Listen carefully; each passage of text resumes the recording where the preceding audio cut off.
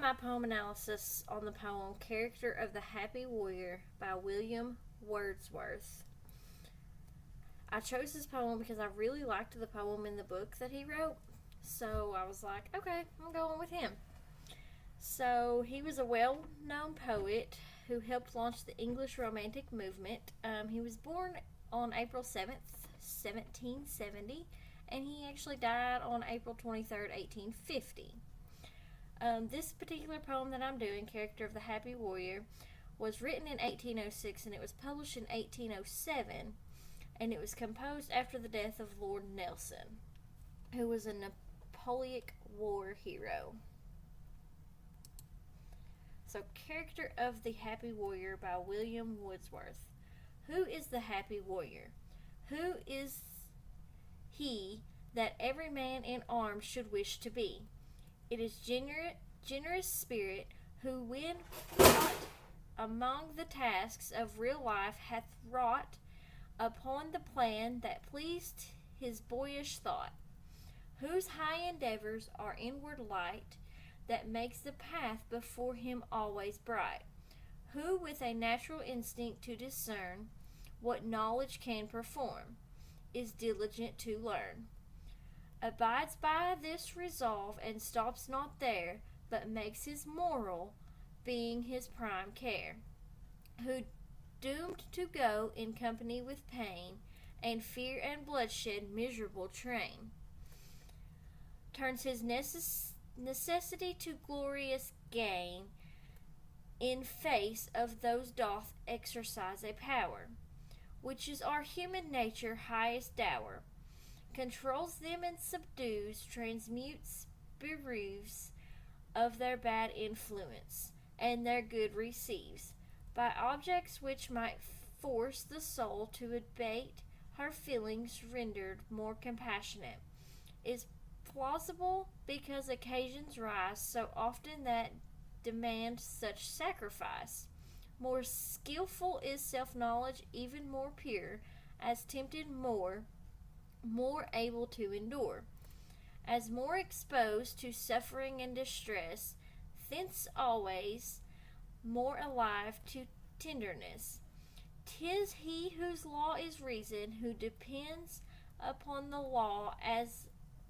on the best friends, whence in a state where men are tempted still to evil for a guard against worse ill, and what in quality or act is best, doth seldom on a right foundation rest. He labors good on good to fix, and owes to virtue every triumph that he knows. Who if he rise to station of command, rise by open means, and there will stand on honorable terms, or else retire, and in himself possess his own desire, who comprehends his trust, and to the same keeps faithful with a singleness of aim, and therefore does not stoop nor lie in wait for wealth or honors or for worldly state, whom they would follow, on whose head must fall like showers of manna if they come at all, whose powers shed round him in the common strife, or mild concerns of ordinary life, a constant influence, a peculiar grace, but who, if he be called upon to face some awful moment to which heaven has joined great issue, good or bad, for humankind, is happy as a lover, and attired with sudden brightness, like a man inspired, and through the heart of conflict keeps the law in calmness made, and sees whatever he foresaw, or if an unexpected cause succeed, come when it will, is equal to the need. He who thought thus endured, as with a sense and faculty for storm and turbulence, is yet a soul whose master bias leans to home felt pleasure and gentle scenes. Sweet image which whosoever he be are at his heart, and such fiddly it is his darling passion to approve, more brave for this, that he hath much to love.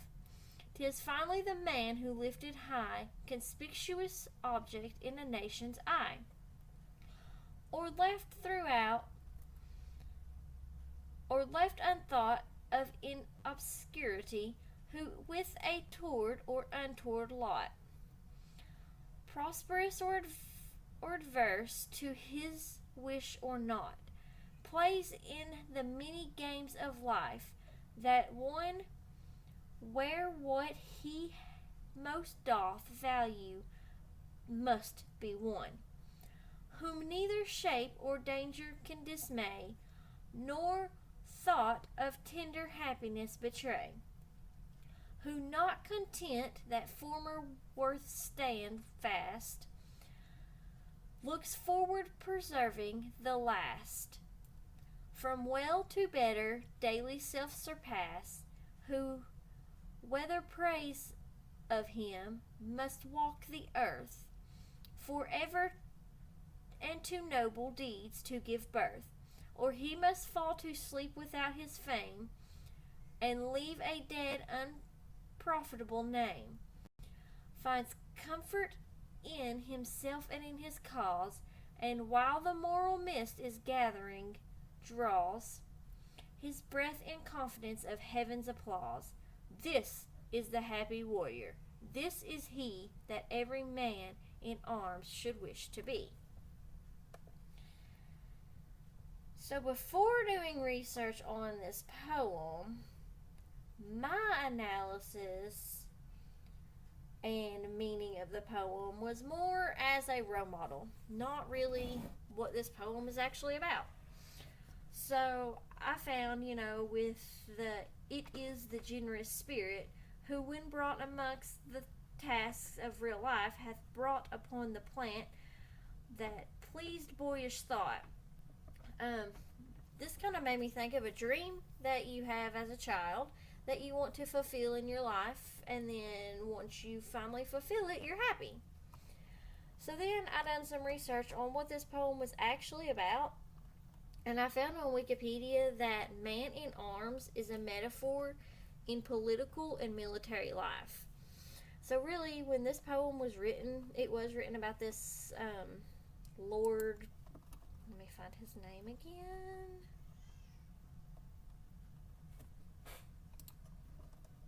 It was written about Lord Nelson, and he was a hero of the Napoleonic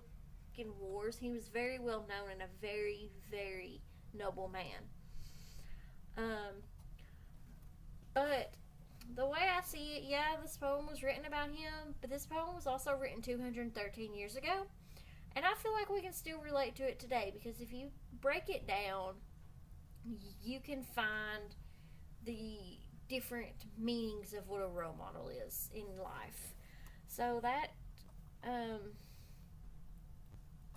the meaning of the poem to me is more of what a role model should be, because I just kept thinking about a role model as I was reading it. And also in it says a constant influence,